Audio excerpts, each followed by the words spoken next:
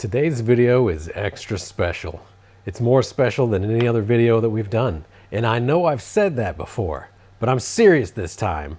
This one is extra special. So what we have today is a little bit of modification to a putter. It's not just any modification, it's copying other people's work actually, which is even more specialer. So what are we doing today? Well, we need to modify the face because people that use putters are very particular about their putter faces. And I know nothing about it, and I'm also a terrible machinist. So let's just figure it out together.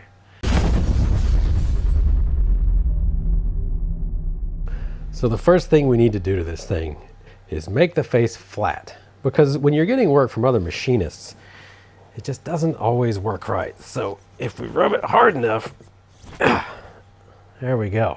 We can get a nice flat finish.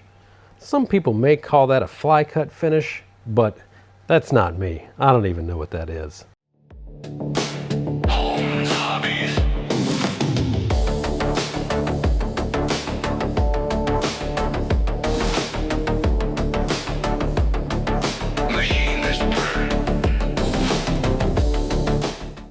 Now that we've made it flat here, the next thing to do is to add a little pizzazz to the face. But first we need a tool that can do that for us. And that's where not being a machinist comes into play, because I don't know what I'm doing, which means I can't do anything wrong. What we have here is called a Flycutter. And sure, for making that thing flat, it's perfect for that. But what about adding the pizzazz? You know, this high-speed steel insert that came with this cheap fly cutter, I'm sure it would work great, but you know, those golfers, they're just so particular about everything that that's not what they wanted. And beside that, high-speed steel is just not my favorite to cut into stainless with. You end up having to resharpen it just every 2 or 3 minutes, and I don't really want to spend more time in front of the grinder than I do in front of the CNC machine because, well, like I said, I'm not even a machinist here, so what am I doing wasting all that time trying to be a machinist? So what I figured I'd do is get rid of that high-speed steel, and we are going to add a carbide insert cutter. Now, I know what you're saying here. You're using CCMT inserts on stainless? What a rube. I know, but it's gonna work for now, even if we use something that's like a CCGX even. Yeah. You know, these are just CCMT 060204s, and they're cheap as chips. You can get them anywhere, but if you notice, it doesn't even fit. It's just too big. The shank is certainly bigger than 1/4 of an inch. And on top of that, once it gets in there, you can see that the angle's just not right for any sort of real golfer. It's not going to be a good angle of cut. So what we need to do, we just need to give this insert cutter a good old hi-ya. There we go. That's more like it. And as you can tell, I actually changed the direction of the cutter at the same time. So now that we have this thinned in multiple directions and cut down to where it's almost not a tool anymore, we can put it right back in to our fly cutter.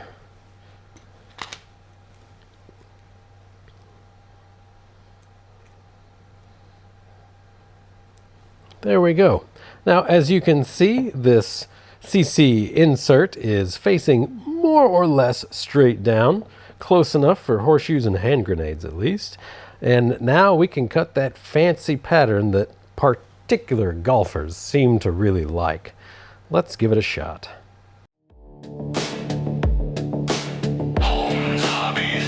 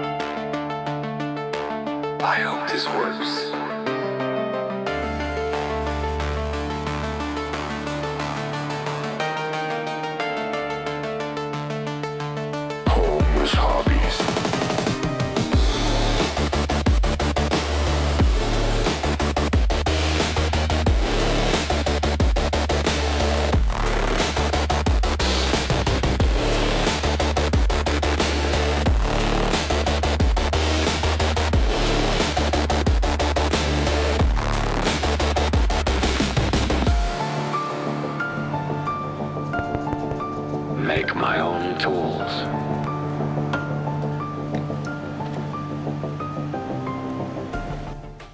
Now, through movie magic, we have done it, I think.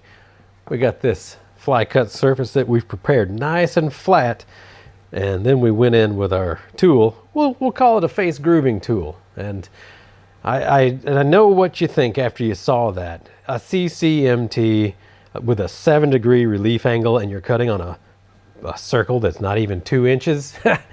Yeah, I know. But we got it done, and it didn't sing too much in the cut, did it? I don't know. I did it dry because it's stainless, interrupted cut. And when you start adding lubricant and air and everything, those little inserts just tend to crack. So it seemed to work just fine. And although it was noisy, it got the job done, and the finish on it is actually pretty decent, I must say. Now, since I'm not a golfer, I really don't know if this is exactly what they want.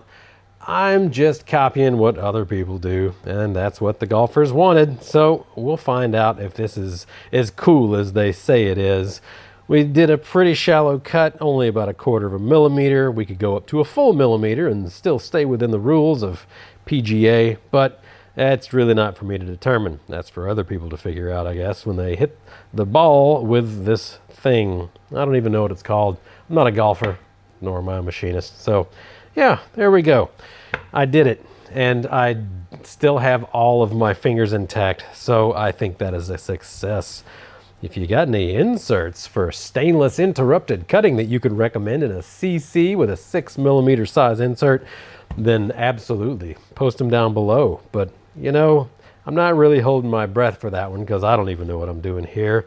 And what's the likelihood that anybody else will? Yeah, they're going to keep their secrets. As always, thanks for tuning in.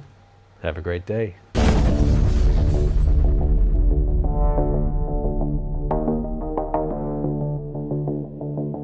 I have an idea.